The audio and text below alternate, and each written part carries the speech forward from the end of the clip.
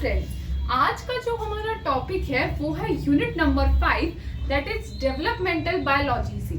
तो आज हम बात करने वाले हैं स्टेम सेल्स के बारे में और पोटेंसी के बारे में। So starting with stem cells की दो बहुत इंपॉर्टेंट कैरेक्टरिस्टिक्स होती हैं। So the first characteristic is कि स्टेम सेल वो सेल्स होते हैं जो कि कॉन्टिन्यूसली डिवाइड करते जाते हैं पर कभी भी डिफरेंशिएट नहीं करते। इसका क्या मतलब है? डिवाइड करने का मतलब है कि वो कंटिन्यूसली डिवाइड तो करते हैं पर डिफरेंशिएट दैट इज कि उनको कोई फंक्शन नहीं अलॉटेड होता। डिफरेंशिएशन का ये मतलब है कि जब एक सेल को एक पर्टिकुलर फंक्शन असाइन हो जाए, जैसे एक सेल रेस्पिरेशन में इन्वॉल्व है तो वो डिफरेंशिएटेड है, बट एक डिवाइडिंग सेल क्या है जिसे अभी फंक्शन अलॉटेड नहीं है, तो stem cell is a dividing cell.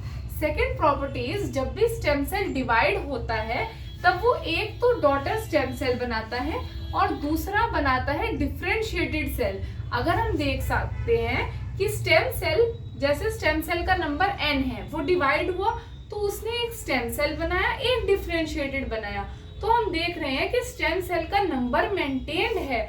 तो इसीलिए स्टेम सेल की एक जो खास बात है कि मोस्टली इसमें एसिमेट्रिकल डिवीजन होता है। एसिमेट्रिकल मीन्स कि दोनों चीजें सेम नहीं बन रही हैं। एक बन रहा है stem cell that is dividing cell और एक जो बन रहा है दैट इज डिफरेंशिएटेड सेल, मतलब जिसे फंक्शन अलॉटेड है।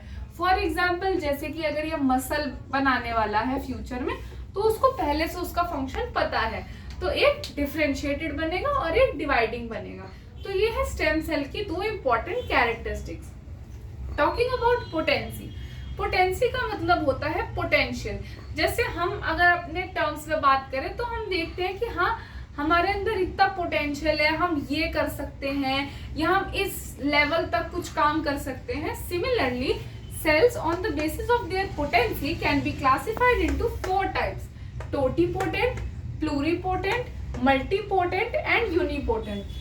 Totipotent, as the term suggests, toti means total.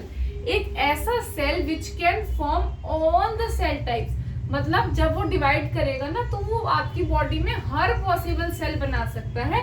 जैसे कि जाइगोट, हम सबको पता है कि शुरू में क्या होता है, हमारे में सिर्फ यही तो होता है ना, जाइगोट होता है। जाइगोट से लेटर ऑन फिर हमारे जैसे 4 सेल 8 सेल, जब वो क्लीवेज होती है उसके बाद एंटायर इंडिविजुअल इसी से तो बनता है।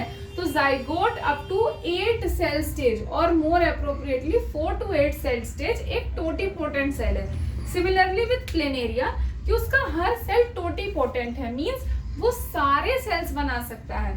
प्लूरिपोटेंट मींस ऑलमोस्ट ऑल, मतलब ये सब तो नहीं बना सकता पर ऑलमोस्ट सारे सेल टाइप्स बना सकता है। जैसे कि आईसीएम, इनर सेल मास जो होता है वो ऑलमोस्ट सारे सेल्स बना लेता है, एक्सेप्ट आईसीएम एक चीज नहीं बना पाता और वो है ट्रोफोब्लास्ट।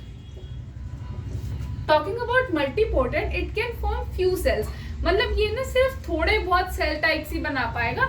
जैसे कि हिमेटोपोएटिक स्टेम सेल्स, अगर आपने इम्यूनोलॉजी पढ़ी होगी तो आपको पता होगा haematopoietic stem cells can further divide into myeloid, lymphoid lineage, और ये आगे हमारे red blood cell, white blood cells, macrophages and और भी चीजों में डिवाइड होता है। So it can only form few.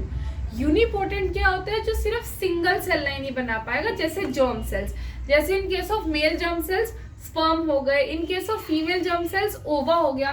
तो अगर मैं बात करूं रिस्ट्रिक्शन के टर्म्स में तो देखो, टोटिपोटेंट सबसे कम रिस्ट्रिक्टेड है क्योंकि ये सब बना पा रहे हैं। प्लूरिपोटेंट थोड़ा और रिस्ट्रिक्टेड है क्योंकि वो ऑलमोस्ट ऑल बना रहा है। मल्टीपोटेंट थोड़ा और restricted and unipotent is most restricted क्योंकि वो सिर्फ एक बना रहा है।